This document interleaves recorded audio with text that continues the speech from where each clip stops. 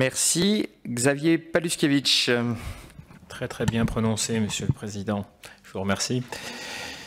Monsieur le Directeur Général des Finances Publiques, chère Madame, moi je souhaiterais vous parler de monnaie virtuelle, pour ne pas utiliser ce mot, le Bitcoin.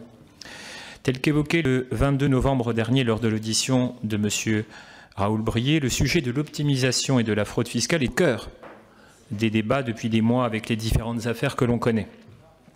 Je souhaite donc attirer votre attention sur les moyens et les instruments financiers utilisés par certains particuliers et investisseurs via la Bitcoin. Cette monnaie d'avenir, utilisée par d'honnêtes gens, laisse apparaître aussi un nouvel engagement malveillant, celui de la criminalité et du blanchiment d'argent, potentiellement du petit au grand banditisme qui est grandissant. Bruno Dalle, directeur de Tracfin, la considère comme étant une bulle spéculative, opaque, mais surtout, je cite, criminelle.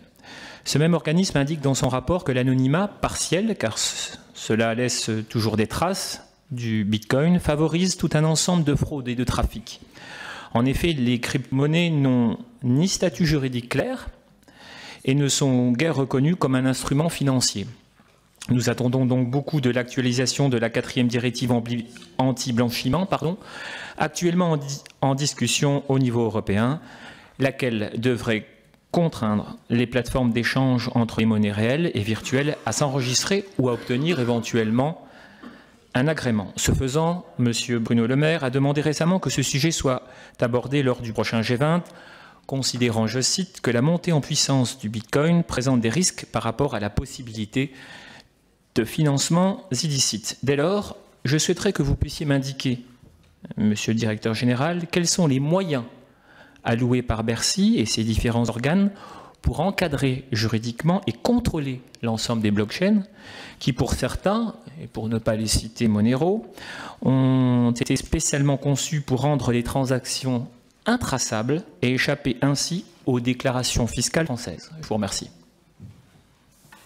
Merci, chers collègues. Je rappelle également à nos invités que nous avons une mission d'information sur ce sujet qui, de surcroît, va être lancée par la Commission des finances.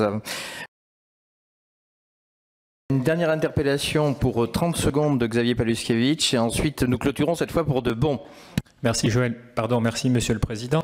Pour autant que Monsieur de Courson ait tout insisté pour avoir la réponse à votre question, vous me permettrez évidemment d'insister également concernant les monnaies virtuelles et la question que je vous posais tout à l'heure. Je vous remercie. De notre intervention, nous indiquions que c'était une préoccupation des services fiscaux, etc. Et qu'on a un problème objectif, c'est que là encore, c'est un problème international, puisque c'est une problématique qui est couverte par la Ligue de prestation de services en Europe. Sincèrement, celui qui est le plus à la manœuvre sur ce sujet, c'est Tracfin. Parce que, comme vous l'avez très bien dit, le premier risque, il est d'accord fiscal, mais il est avant tout criminel, et notamment terroriste. Donc, Tracfin est entre guillemets à la manœuvre là-dessus, et nous avons monté un groupe de travail un peu informel entre nos services, ceux du Trésor, etc. Mais là encore, la solution, elle n'est pas interne à la France.